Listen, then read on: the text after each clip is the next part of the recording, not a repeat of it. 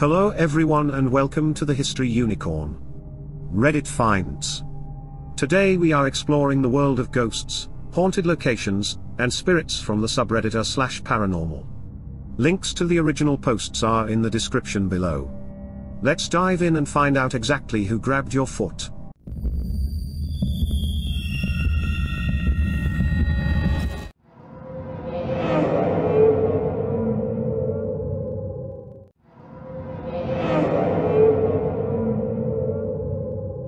So, this all begins when I move into an old 1950s house in 2013. That room was truly haunted. I had multiple nightmares, all with a common theme. Discover hidden chamber above my room. Staircase leads to hidden basement. Bloodthirsty monster resides within said basement. And I let it out to ravage the house. When I would wake up, I would feel something watching me. Sometimes I would feel malicious intent. Sometimes not. The most intense phenomenon happened in that room. Like a seductive female voice saying, "Dolphin boy." I saw a shadow figure standing in my doorway one night. We eventually moved, but the feeling of being watched remained. We moved again, the feeling remained. After a couple of years at this house, the boppet would randomly activate as I was going to bed. This happened so much. We removed the batteries and put it in the laundry room. Finally, my most terrifying experience. I woke up in the middle of the night to the intense feeling of being watched. At some point, I felt cold, icy fingers reach under my sheets and touch me. It couldn't have possibly been anyone in my family, because my door was locked the whole time. However, I went to college and I no longer felt as if I was being watched at night. My personal theory is that this entity from the first house latched onto one of my things. What do y'all think? Paranormal or something mundane?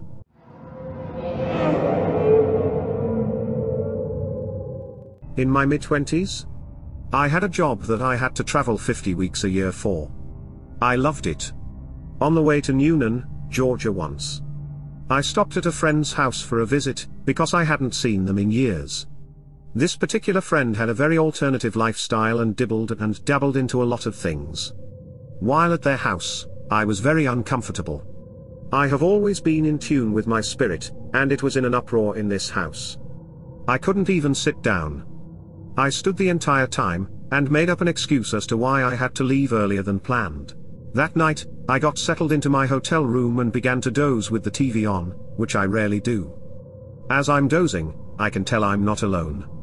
I look to the foot of my bed and see a dark figure. Tall, lanky, with long fingers that came to a point. I'm scaring the shit out of myself just recalling this. The figure begins to pace in front of the bed, dragging those long fingers across the comforter as it paces. It was teasing me. I couldn't move. It felt like sleep paralysis, but while I could talk, I couldn't move. Suddenly, it crouched down as if it were going to pounce on me. So I closed my eyes as I felt something jump on the bed. I began to pray aloud, and something told me to call out my friend's name. I did and told him he couldn't have my soul. I just knew to say that. I continued to pray. It got still and quiet. I opened my eyes and it was gone. I can't explain it, but something within me knew it came from my friend's house. I had an incident with this same friend years later that confirmed it. That's a crazy story as well. I don't know what it was, but it never came back. Here's a couple of comments from this post. Astronomer Previous 71 commented, "That sounds so scary. I would be interested in reading about the second incident." OP responded to Astronomer Previous 71. "It was terrifying. I'll come back with the other story in a few."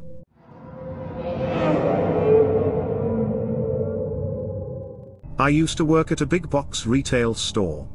So I've had a few work friends that worked there. One day my mother and I went to the store, and saw one of my work friends, seeming confused and out of sorts, so we stopped to talk to her. One of the questions was, what was going on with an RV that was outside? She seemed to know things that she previously had no knowledge of. We didn't think anything of it, besides people giving us weird looks as they passed by. Well, at one point in our conversation, Her daughter Jenny came walking into Walmart, looking upset, and crying. When we saw her, we asked what happened, of which her mom said she had to go and walked off very quickly. Well, her daughter walked into the back room. So we sat and waited for her to come out to ask if she was okay. Jenny ended up telling us that she was coming in to talk with her mom's employer, to tell them that her mom passed away earlier that day, from an aneurysm. We asked if it was some type of joke, because we were just talking to her, before she had to go. Because Jenny walked into the store, of which Jenny told us we weren't talking to her mom, we were talking to a shelf. Well, it was safe to say my mother and I went home confused, and kept an eye on the obituary part of the newspaper. And we in fact did see that my friend did pass away. Sorry about spelling and grammar errors. Here's some of the comments from this post. An unknown Redditor commented, "Was she in solid form? Like there was nothing about her appearance that deviates from the norms of living, breathing, physically alive people. Strange she communicated with you guys, but not the daughter. Do you think maybe you and your mother have a sixth sense?" OP responded to an unknown Redditor, "No, she looked like everyone else. That's what made the experience so strange. And no, I don't think I'm that special to have another sense from someone else. The only thing that was strange was, I got the feeling she didn't want to be there.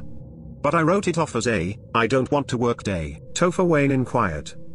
"She seemed to know things that she previously had no knowledge of. What do you mean by that? What did she do in that moment?" OP responded to Topher Wayne, "Well, we were curious about a bunch of police that were outside by an RV. And none of the other employees knew anything about it. But she told us what was going on. And that it wasn't the person we thought it was, but a deceased man. The police had the area roped off, and was only talking to the store manager. She also told me a relative of mine passed, before I did. And that my pet that passed was in safe hands. None of which I told her about. I didn't really talk about the RV situation, because I didn't want to sound rude to the people that had to go through that situation, in case they came across the post." Revolutionary Look 225 responded to OP, "Even if you didn't realize, at the time of speaking to her, that she was dead. That must have been a very odd conversation, to say the least. Did it make you uncomfortable to speak to her about such things?" OP responded to Revolutionary Look 225. "To be honest, I thought it was odd and thought that maybe she was making some stuff up, but I wasn't sure till the end." Topher Wayne responded to Revolutionary Look 225. "Thank you very much for answering. I was really curious what you meant by that. That would be fantastic, if we could see our pets that passed away again, in the afterlife. Maybe when we pass away, our spirit has all knowledge or something. What do you think? Also, has this experience made you a believer in an afterlife? It seems like her death was so sudden that she didn't even realize she passed away. Very fascinating story, thank you." OP responded to Topher Wayne, "I do believe in the afterlife. I'm not sure what type of afterlife. Also yes, it would be amazing to see our pets in the afterlife. And I'm not sure if we get all knowledge or not, but that would be amazing in my opinion."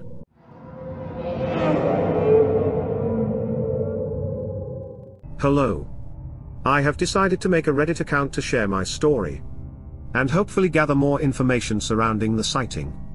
When I was around 9 or 10 years old, now 18, I was a part of one of the local Cub Scout groups in Ilkley, West Yorkshire, UK. One of the activities we would partake in would involve travelling onto Ilkley Moor at dusk to do various activities and walks. On one of these occasions, we were walking back down from the moor behind the Whitewells Spa House, a spa frequented in the Victorian era by residents and tourists alike. Just as it was turning dark, me and a friend begin to hear strange rustling in the thick undergrowth, and begin to get nervous given our young age at the time. I look to my left and see what appears to be the head of a pale clown. One of the old-timey ones, with a pointed hat with pom-poms attached. Startled and scared, I panic and begin running with my friend following. Eventually, we make it to the car park, at the bottom of the moor, where my dad is waiting to pick me up. I tell him about what I believe I saw, and he tells me to draw it for him. Obviously slightly freaked out, he tells me to try to forget about it, and try to get some rest. Time goes by and we forget about it. About a year later, my dad gets a book for his birthday featuring pictures of Ilkley from the Victorian era. Lo and behold, there are photos from White Wells. Due to its popularity, at the time. One picture in particular, features a troupe of clowns that would perform not far from what I saw. Who matched the exact drawing I had done for my dad. I had never seen or heard of these before then. I do not usually believe in paranormal things, but for me this is unexplainable. Any more information on the troupe of clowns on Ilkley Moor is welcome. Thanks.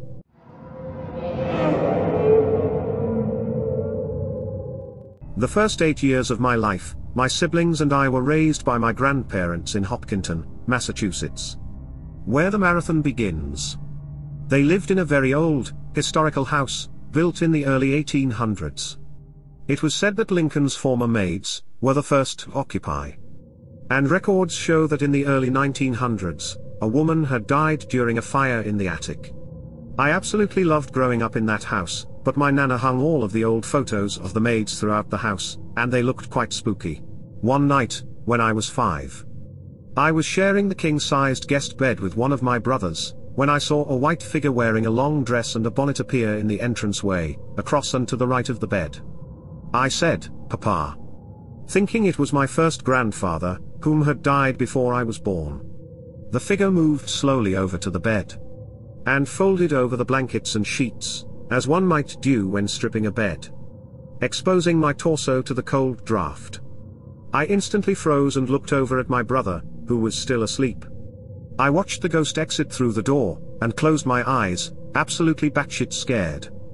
I had a really intense flashback of visiting Florida, when I was 2. But cognitive memory does not really allow memories to stick from this age. In the morning, I told my nana. And she laughed, stating I was being silly. I was so upset, because I knew what I had experienced was real. Years later at Thanksgiving, I overheard my grandmother telling one of my cousin's boyfriends that the house was indeed haunted. And the photo of the maid who died always fell off the wall, when she would hang it up in any room other than the kitchen. She also saw laundry being folded mid-air, in that same guest room twice. The stories so far have been intriguing. If you're enjoying the video so far, hit the like button. If you want to see more in our hauntings or any of our series, hit the subscribe button and notification bell, to never miss a future video. If you would like to join our community, we have a Discord server. Here you can interact with me, and other community members. Share your experiences. Get early access to videos, and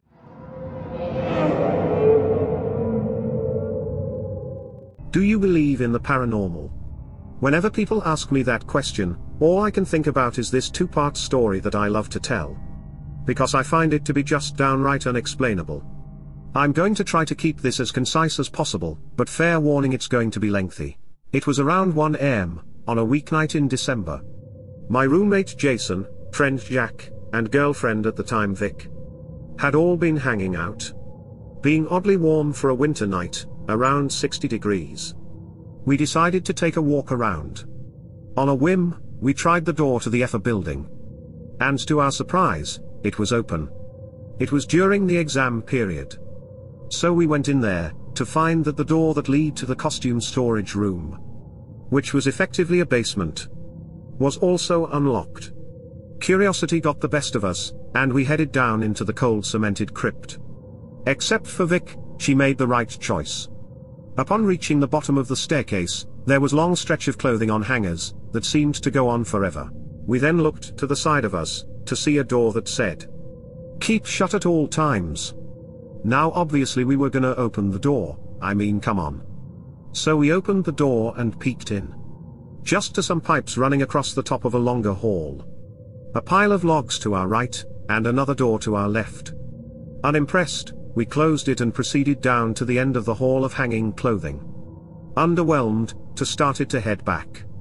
But then my friend Jason made one last interjection. "I kinda wanna check that side room again." So we did. And as I'm holding the door that shouldn't be open, I realize something. Wait, nah. Hell no. I've seen way too many horror movies to allow this door to slam shut behind me. Jason, grab me that piece of wood. Jason was just looking at me like an idiot, so I said it more aggressively. Jason, grab me that piece of wood. Like a deer in headlights, he didn't move. So I said it again. Jason, grab me that piece off. Suddenly the side door flies open on a gust of aggressive wind. We hear a slam, in the distance. And then we effing book it. After we get out, Jason claims he heard a girl's voice as he went up the stairs.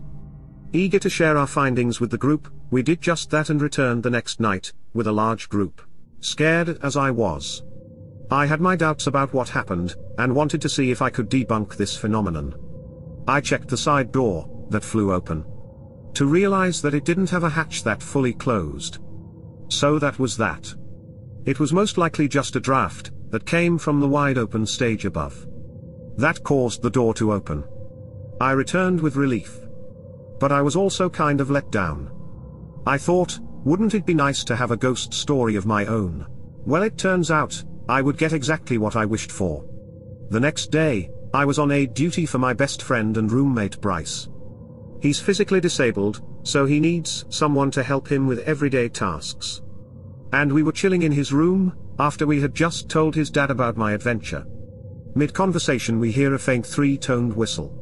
"Did you hear that?" Bryce asked. I assured him it was nothing, but a bird or a gust of wind. But then it happened again. Bryce insisted we get out of his room, and head to the living room. I wasn't convinced it was anything out of the ordinary. But I didn't want him to be tweaking, so we did just that. We set up our computers and headphones, and got started on the work that we had been procrastinating. I could tell Bryce was pissed at me, so I figured I should just keep my mouth shut and continue doing my work. The three-toned whistle returned. Right in my ear. I played back my music to double-check. Only percussion. Reluctantly, I informed Bryce. To which he responded with full curiosity against his better judgment. "Okay, that's it, if you're here. Effing whistle. 3, 2, 1. The three-toned whistle returned, as if it was in the room with us. We booked it out our dorm to the lobby. Soon our other roommate returned, confirming that he was not in his room. We knocked on neighbors' doors, to test how well a whistle could travel. It wasn't audible. I have no explanation for what happened. The whistle happened a few more times that night, but never again after. I'm fairly certain I brought something back from the night prior, but I'm not sure what it could have been trying to tell me. Anyone know anything about spirits that whistle?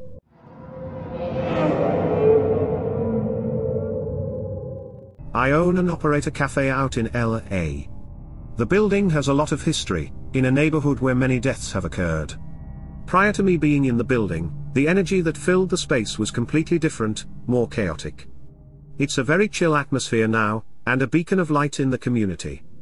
Anywho, at the end of the night, after the customers have left, and I'm writing or just reflecting, I'll hear various noises.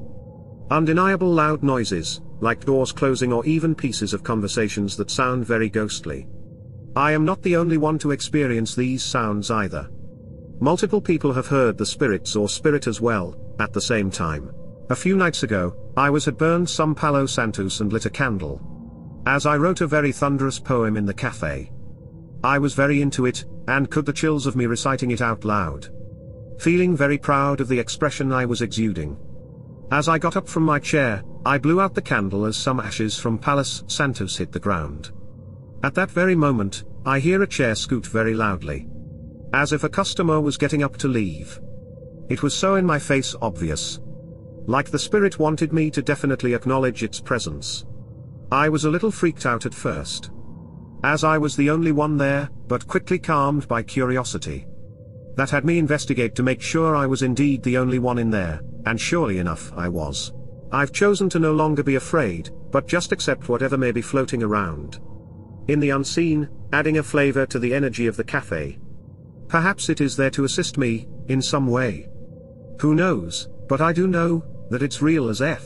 Here are some comments, from this post. Oyamra commented. I think it was listening in on your poem, and scooted out of there when you finished your little ritual. OP responded to Oimra. I think so too. It was simultaneous with my finish. Too perfect of an encounter. DKSAKFLDK also commented. What a cool, and creepy experience. Could you share what others have heard? I would love to visit your haunted cafe and read your thunderous poem. Your audience ghost is so lucky. I live out about 30 minutes from LA, and would love to visit. OP responded to DKSAKFLDK. The dishwasher has heard the bathroom door close, when being the only one around. The most intense encounter was hearing a woman's voice, while two of us were in the dining area. It was so loud and almost had a speakerphone tone to it. Like it was talking to someone else. So eerie. The most scariest thing that has happened, is water coming from the ceiling with no pipe damage. No issues whatsoever. Just water spilling for about 15 minutes with no causation. This happened after a very heated emotional argument.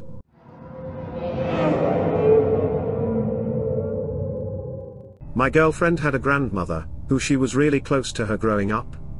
In 2014 she passed away from cancer, and it took a large mental toll on my girlfriend. Her grandmother was one of the main figures in her life. Providing wisdom, helping her out when she was stuck.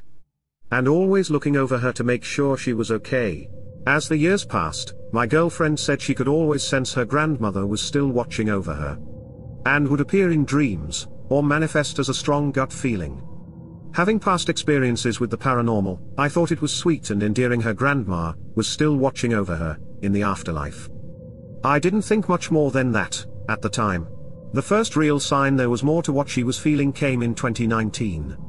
My girlfriend's best friend and roommate, at the time, wanted to try Reiki. Japanese technique to reduce stress. Together as they were both highly stressed trying to get jobs post-graduation. During the process, my girlfriend could sense her grandmother was in the room, but couldn't see her. Later that night the roommate had a dream of an elderly woman saying her name. In the morning, when she told my girlfriend, there was silence as the woman's description matched that of my girlfriend's grandma. This could have been chalked up to seeing an old photo of them together. Which my girlfriend had plenty of on her phone. The part that made indicated there was more afoot was the name.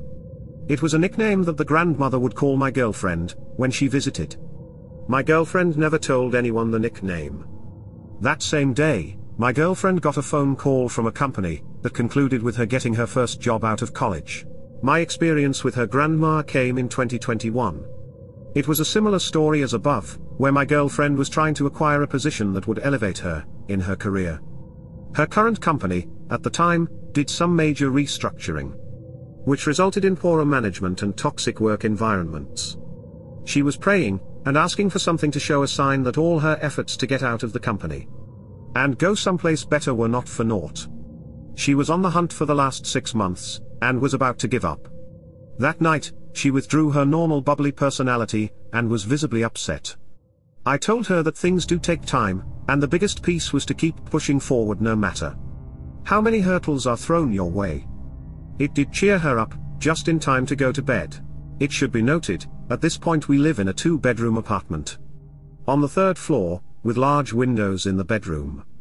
That gets flooded with light from the city streets and surrounding buildings. There are curtains that are drawn across, to prevent the light from getting in, but the occasional car headlight will peep through. As we settled into bed, my mind was plagued with an all-too-familiar feeling. I experienced once before when I chased down an old ghost story, at an old tobacco barn in my hometown. I couldn't help shake the feeling that something was watching us. I first gazed over to the windows, to make sure it wasn't some person that was peeking through the gaps in the blind. It was when I scanned the room, that I noticed what appeared to be a shadow in the corner, in front of the door.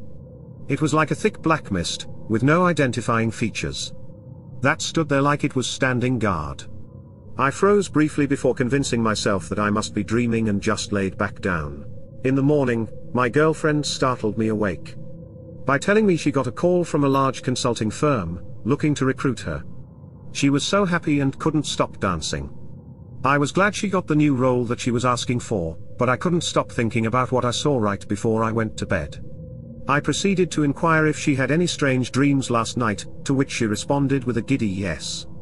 She proceeded to tell me it was about her grandma, and her walking on a beach reminiscing about old stories.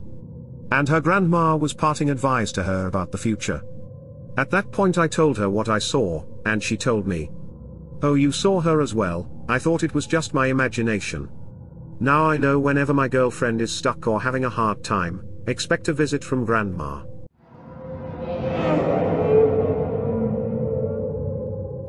This happened when I was only around 8 or 9. My father and I went to Duke's farm in New Jersey for a Cub Scout event. After the event, we walked around the estate with a friend and his father. We were walking by the stables, and there was this mansion. Now removed. Behind these gates.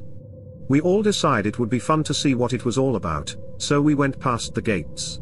I started getting this anxious feeling when we entered the gates, but I presumed it was from entering a restricted area. And not wanting to break the rules. As we got closer to this mansion, I get this horrifying feeling of terror. And start crying and begging my dad to leave. At the time, I didn't know why this was happening, and was scared for my life. Years later, my father tells me his experience from that day. According to him, he froze in fear as well. He described it as evil entering him. And apparently told the evil, "I am a follower of God, he will protect me." He was scared as well, but not as worried as me. We got out of there as quickly as we could, and kind of brushed the experience off. He didn't want to tell me this, until a few years ago, because he didn't want to scare me as a child. I've never been crazy into religion, and I'm very skeptical when it comes to paranormal experiences like this. But this experience was very real to me, and opened my eyes to what might be out there. Here are some of the comments from this post. Yamachita333 added some background. Doris Duke ran a male friend of hers over with her car, at the mansion gates. She claimed it was an accident, but many people believed it was an intentional act. As he had told her he was leaving, and that made her furious and jealous. Doris was known to be cruel to her help, and to others around her. Perhaps her vengeful spirit or some malevolent force is attached to that property. Wind Tree Rock responded to Gamachita333. It sounds like Doris Duke was heavily invested in the property. Maybe her spirit greatly resented the changes that were being made to make it into a public space. Edit. The more I read, the more I'm realizing idiots ruined what was once a beautiful garden for idiotic reasons. I'm sure it was her spirit just lashing out. Earth Efficient asked. Wonder what was going on in that mansion. Derpler13 responded to Earth Efficient. The Duke family was built on tobacco. The patriarch wasn't exactly a nice person, and was said to have swindled some farmers out of their money. His daughter Doris spent her entire life trying to switch over to ethical forms of farming, and land preservation. Maybe some of those harmed by big tobacco were upset that day. Soudsimp FU responded to Derpler13. Sounds like he was a slave owner, and became rich out of others' misery. That's the type of acts that invite evil and unclean spirits to dwell in such a place. There are too many amazing comments to add. If you would like to dig deeper, the link is in the description below.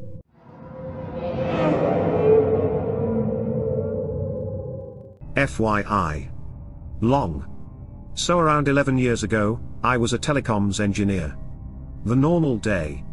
Went to a few residential houses, either fitted or fixed phone lines. Everything was no different from any other day, but then I downloaded my next job. And I got a 20-line installation. Now, this is not the norm for the role I had. As these tasks usually went to other teams. No issues. I thought it would be nice to be somewhere for longer than an hour or two, then here, there and everywhere. I called the contact. It's a contact center who tells me that either the caretaker, or manager of the building, is aware and will explain what is required. So I arrived, and it's a really old building, built in the 1920s, I later found out. I make my way in. Tester and tool bag as is the norm. And after speaking with a receptionist, I discovered that the building was at one point a nursing home. And after being derelict for a few years, it's now being used as offices for various businesses. As promised, 2 managers arrive, tell me that they think what I am looking for is in the cellar. As there is a lot of cables down there, and that's all they know. So I asked if the caretaker is about, as they usually know these types of thing. I was told that he wasn't as he was ill, but due back in the next day. I follow this man and woman to a number padlocked door. They open it up, tell me code, and on the other side of the door is a stairwell. That just leads down to the cellar. So as we get down there, the light is poor, like really poor. I've no chance of working like this. I mean, there were lights, yes. But you're talking to pendant lights that weren't great. Understanding this, the woman tells me that they have hanging lights, so no issues.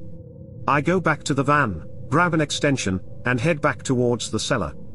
So as I'm passing the receptionist, she just asked, "Are you going to be in the cellar on your own?" So I just replied, "Yeah, sometimes you have to, but if what I'm looking for isn't there, I won't be for long." She laughed but told me, "Rather you than me, nobody likes going down there. Even for storage space. Now, I'll be honest, I just thought people don't like stairs to a dark place. No worries, but not something I'm unfamiliar with, so it just needs done." After a quick look around with the male manager, we find a socket, I sort the lights, and yep, there is the DP I'm looking for. But it's an old solder block, no good for broadband. So I let him know that this is going to take a bit longer. And this is even before knowing where these 20 lines need to go.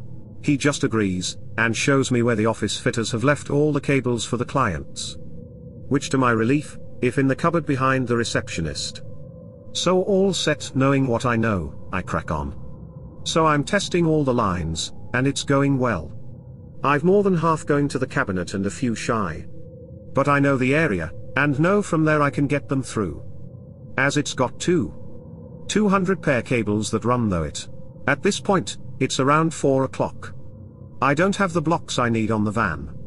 So tag up the cables, and turn off all the lights. On my way out, before closing and locking the door. On the way out, I sign out, and tell the girl at the desk, I'll see her tomorrow and leave. On my way home, I called my manager to tell them the script. And that I may need a hand for half a day or more, as I'm not even sure anything has been done in the exchange. The next day, 8 AM. I get a call from one of the other lads, who tells me he is with me all day. And that's all he knows. We sort out a roll each, I'll push the pairs from the box to the cab. You do the cab and exchange, if needed. And then it's just a case of fitting the box, and running a large internal cable from the box to behind the receptionist. I make my way into the building once again. Open the door with the code, and to my surprise, all the lights are on. Now I'm 100% sure I turned them off. So I'm guessing one of the managers may have come to check if I was still there. And left them on by mistake. I go down and do what I need to do. Leave to push through the cables outside, call my mate. And he's getting them one by one, so it's going well. I finish up and head back to fit the block. So, I grab the blocks, drill all the bits, etc. etc. Set up mark for pilot holes, and just here. "What are you doing?" After nearly jumping out of my skin, I turn and see this man with grey overalls on. So I say I'm just doing what's been asked. "Are you the caretaker?" He replies that he is, and says that nobody has been down here for years. And surprised that I'm there. So, I just cracked on, done the drilling, etc. And then as soon as I'd stopped with the drill, and it was quieter, this guy just started chatting away. "What football team do you support? Do you mind if I watch what you're doing?" I told him no worries, and just tried to be as polite as I could. He then told me that his name was Gordon. And he had been working there for over 30 years. A bit confused, recalling what the receptionist had said. I told him I was under the impression that this place has been empty for few years. And looking at the cabling, it's not been updated for at least 15 to 20 years. He just said that things are always happening here. After about an hour of back and forth. While I'm working, I hear a hello from the top of the stairwell. Expecting Gordon to answer, I didn't, then it came again. So I turned around, Gordon has gone. Now, I'm thinking I've been waffling for 10 minutes and he's not even here. I pop up. And it's one of the managers, asking if I'm expecting somebody, another engineer. So I apologize. Explain the phone signal isn't very good down there, so he probably hasn't been able to get hold of me. All cleared, he comes down.